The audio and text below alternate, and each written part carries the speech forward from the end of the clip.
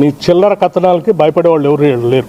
ABN Andhra Jyothi ఎండి Vemuri రాధాకృష్ణపై Telangana deputy CM బట్టి Vikramarka fire అయ్యారు. రాధాకృష్ణతో తాను తేల్చుకుంటాను అని కూడా ప్రకటించారు. తెలంగాణలో ఎన్టీవీకి ప్రభుత్వానికి మధ్య ఒక గొడవ నడుస్తోంది. కొంతమంది జర్నలిస్టులను కూడా అరెస్ట్ చేశారు. ఈ నేపథ్యంలో వీకెండ్ కామెంట్ రాసిన రాధాకృష్ణ డిప్యూటీ సీఎం గా ఉన్న బట్టి విక్రమార్క పైన కూడా ఆరోపణలు చేశారు. ఒక బొగ్గు గనిని సొంతం చేసుకునేందుకు డిప్యూటీ సీఎం గా ఉన్న బట్టి విక్రమార్క, ఎన్టీవీ అధినేత నరేంద్ర చౌదరి ఇద్దరు కలిసి పనిచేస్తూ ఉన్నారు. అయితే అదే బొగ్గు గనిని సొంతం చేసుకునేందుకు మంత్రి కోమటిరెడ్డి బ్రదర్ ఒకరు ముందుకు వస్తూ ఉండడంతో దెబ్బ కొట్టేందుకు కోమటిరెడ్డి వెంకటరెడ్డి మీద ఇలాంటి కథనాన్ని ఎన్టీవీ ప్రసారం చేసింది అంటూ రాధాకృష్ణ ఆరోపించారు. అంటే బట్టి విక్రమార్క పేరును కూడా తీసుకొని వచ్చారు. ఈ నేపథ్యంలోనే బట్టి విక్రమార్క మీడియా సమావేశం ఏర్పాటు చేసి తాను రాధాకృష్ణతో తేల్చుకుంటానని ప్రకటించారు.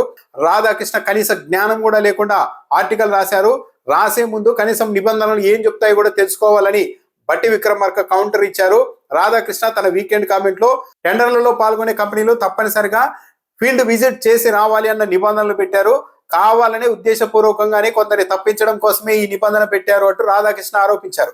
దీనికి స్పందించిన బట్టి విక్రమార్క, కేంద్ర ప్రభుత్వం కూడా ఈ నిబంధన పెడుతుంది. టెండర్ల ప్రక్రియలో బొగ్గు గనులు అనేవి చాలా క్లిష్టమైన ప్రాంతాల్లో ఉంటాయి కాబట్టి ఒకసారి ముందే అక్కడికి వెళ్ళి ఫీల్డ్ విజిట్ చేసి వస్తే పూర్తి అవగాహన వస్తుంది. అలా అవగాహన వచ్చిన తర్వాత టెండర్లు వేసేందుకు భాగంగానే ఈ నిబంధనలు కేంద్ర ప్రభుత్వం కూడా పెడుతుంది. అదే నిబంధన ఇక్కడ సింగరేణి సంస్థ పెడితే దాని వెనుక ఏదో ఉందని రాధాకృష్ణ రాస్తూ ఉన్నారు.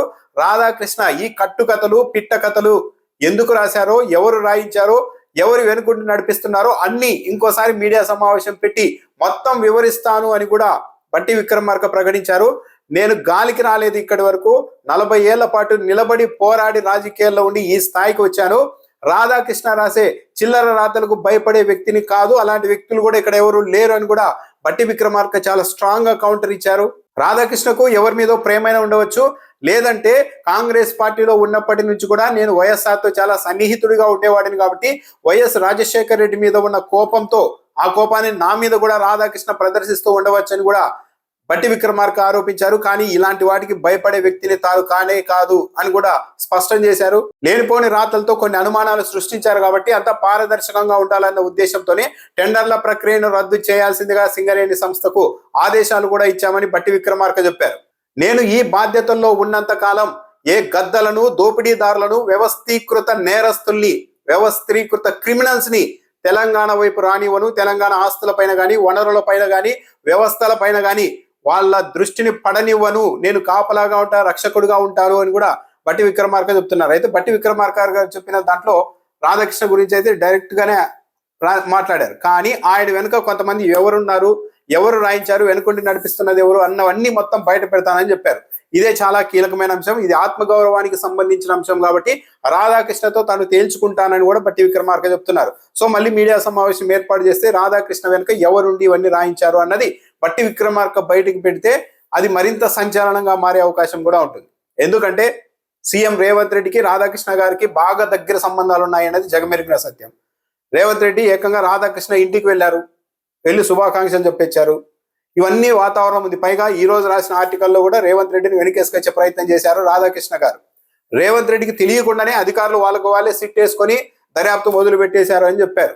అంటే రేవంత్ రెడ్డికి ఎలాంటి సంబంధం లేదని.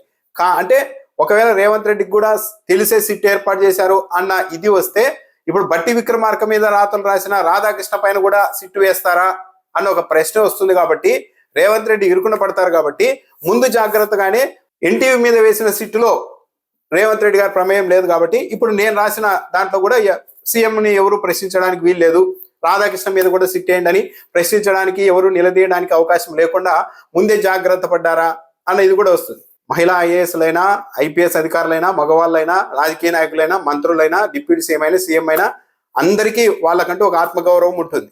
సరే ఎన్టీవీ మీద సిట్టు వేశారు, మరి డిప్యూటీ సీఎం గా ఉన్న బట్టి విక్రమార్క మీద గారి మీదే డైరెక్ట్ గా రాధాకృష్ణ గారు ఇలాంటి ఆరోపణలు ఈరోజు చేశారు. మరి ఈ ఆరోపణల్లో చేసిన వ్యక్తుల్ని నిరూపించాల్సిందిగా ఈ వాస్తవాలు కాదో తేల్చేందుకు సిట్టును ఏమన్నా రాధాకృష్ణ గారి మీద రేవంత్ రెడ్డి గారి ప్రభుత్వం వేస్తుందా లేదా అన్నది కూడా చూడాలి. ఆ టెండర్లో ఏ కండిషన్స్ ఉండాలో బోర్డు పెడుతుంది. మంత్రి గారు ఈ మాత్రం కూడా జ్ఞానం లేకుండా నీకు తోసింది రాయటం కాదు.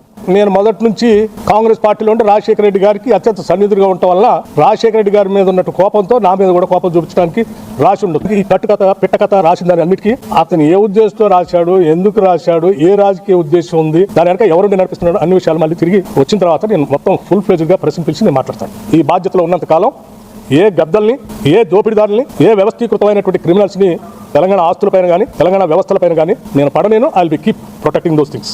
నీ చిల్లర కథనాలకి భయపడే వాళ్ళు ఎవరు లేరు.